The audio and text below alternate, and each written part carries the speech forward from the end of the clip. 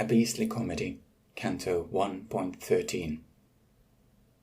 In bronchi brown and branches burned, in vats instead of sacks, in private sat the potted plants, in silver coins submerged, their risk producing rich rewards, with value-added tax.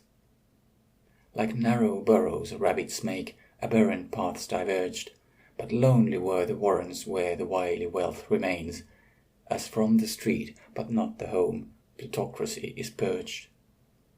For I have seen the greedy dreams define domestic chains, the moneyed party ruling when unequal are the means, and faster than contagion spreads to conquer new domains, they grab the freedom never fair to run the state machines.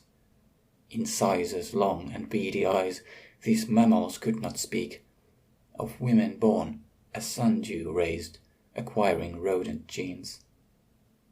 Why do remorseful spirits have unnatural physique, restrained in this deposit box, resembling silent stone? The phrase is crumbling, voices weak, or answers too oblique. The poet, with a smiling hand, a mellow rhyming tone, replied, "Where lies the stream of strife? What manners are to blame, when hunger has engulfed the soul, and fathers die alone? I have no more a need to moan, opponents to defame, to place them in the icy pit where Satan keeps her court. An impulse such as wrath or lust may cause prevailing shame, but shame can lead to wise regret, regret to finer thought. If fallen are the figs and dates, the human motives vain, what hope is there to end disputes, the anger we have fought? In envy I have filth composed, with malice in my brain, for no one has a stainless mind, devoid of base desires. Yet others are more saintly, kind, and firmly face disdain. Compassion for the sinner's failed, receptive ears requires, a braver conscience that admits the errors we have made.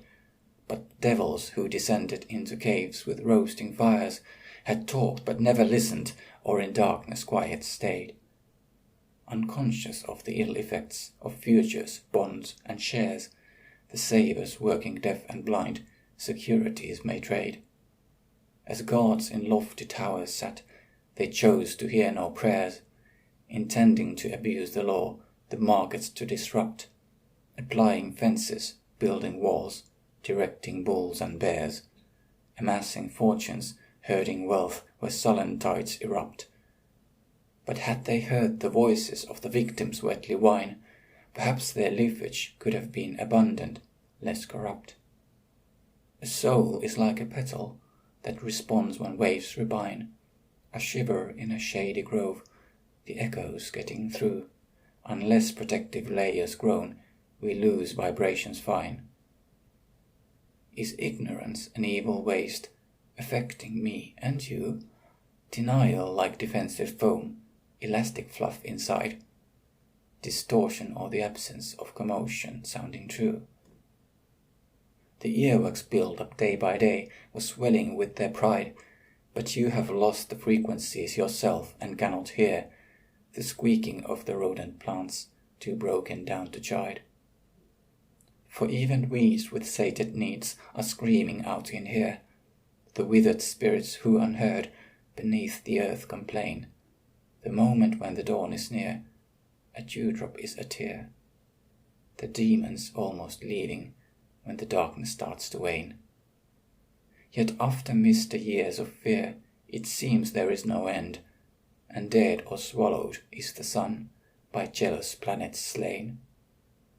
Thus in a pot or silver struck, a merchant has no friend, a light permitting growth again when stars begin to fade. The traders put down stronger roots, and trembling shoots extend, and hope to make the sun appear, for taxes they have paid, but scorn has made their time collapse, or bend beneath its weight, the morning as a promise that each second is betrayed, and hours that could be early are eternal, always late. Investment bankers, usurers, had gained the proper skill to steer unsteady markets as the currencies inflate. Efficient trade increasing wealth, the money with no will, as though it functioned on its own, reacting to the news. Immobile in emoluments, the brokers sitting still, empowered by abundant funds, directions got to choose, and thereby had the spite and means to let the market crash, withholding data, spreading lies, ensuring others lose. Thus fortunes of the less informed, divided in a flash, the profits rose in cities while the workers dug for coal, until their faces looking gaunt, the skin becoming ash, the mind spat out, the unemployed dependent on the dole. These bankers needed bonuses, incentives that ensure the wheels are turning smoothly when ambitious is the goal. The bourgeoisie with steady jobs were jealous of the poor, and called the beggars filthy slobs who nothing should receive, supposedly because the snobs, imbibing their liqueur, with finance earn the right to eat and dignity achieve. The pride and lack of sympathy societies enchained, but here the selfish robbers in their final coffers grieve, acquainted with the value of the assets they obtained. Exhausted by the tirades that my friend was spewing out, I wondered if revulsion and aversion he maintained, by reason of imagined grace, a vain but pious doubt, becoming of a poet who aspires to be a prince, accepting of consumption but contemptuous of gout, when judgments so impassioned yet a secret zeal evince. But walking past a pile of gold, he told me of a fate, mundane and still bizarre enough this skeptics to convince, that even on uncertain ground we morals should create, for cultural approaches are diverse though partly shared, compliance often seeming wrong, and fair the righteous hate, confusion spreading when distinct delusions are compared. Beneath your feet, the mentor said, laments a selfish shade, for like I am a shadow of the verse for which I cared, of God the values in my breast, the love to which I prayed, the miser has become a ghost, as darkness he is cast, to lie upon the floor beside the bars he used to trade. The treasure shining in the vault, accomplishments contrast, for moulded by the labor and the goods he wished to own, he took the shape of losses as a victim of his past. The soul assumes a pattern from the kindness we are shown, but if the need for affluence is greater than the trust, we start reflecting matter and too distant grieve alone. To calculate the values and the sliding scale adjust, the pleasures from the grievances, deciding to subtract, he measured love as contracts with the objects of his lust. As though suspicions were not felt, but founded on a fact, he thought affection has to be deserved with saintly deeds, while reason must dictate a law on how we ought to act. But no equation could contain the knowledge of his needs. The quantified conditions are diversions of the mind. The longing for accepting eyes his formulas proceeds. By matter, birth, or notions are identities defined. Positions and relationships with entities we praise. Through conflict and comparison, a stable self we find, bewildered in a forest which contains uncounted ways. But take a human heart in hand and place it on a scale. It seems against a lump of gold it almost nothing weighs.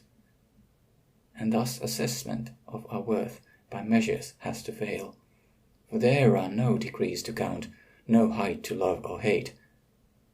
But he believed flirtation was a means toward a sale, transactions with no consequence, as feelings have no weight. A shadow of his wealth he is, no substance left to share, investing on the values with a low effective rate. I felt the floor with fingers firm. Another fate unfair, the shady sand with love unshown, inventive but repressed. But had my hand a mind caressed, and was the ghost aware? Unstable in a silent land, in deeper darkness dressed, the spirit was beneath my arm, on grains I tried to feel, or sliding on my shoulders where the evening came to rest. The night escaping, out of reach, the wound I cannot heal, and moving through the caverns dim, my skin no light reflects, that has not been produced by him whose secrets can reveal. Or have I been depending on his lexical effects, believing in no wisdom but the poet's vague replies, the morals and assumptions that he on the dead projects? I touch the dark, but only find its essence in my eyes, for leaping from the floor it takes my body and my face, and standing up before the wealth I am not good nor wise. But is my time in shadows spent the dawning of disgrace, the moment when I lose the torch and only see the gold, the worthless bars below the ground, the dust I cannot chase, but souls to souls by passion bound, acceptance growing old?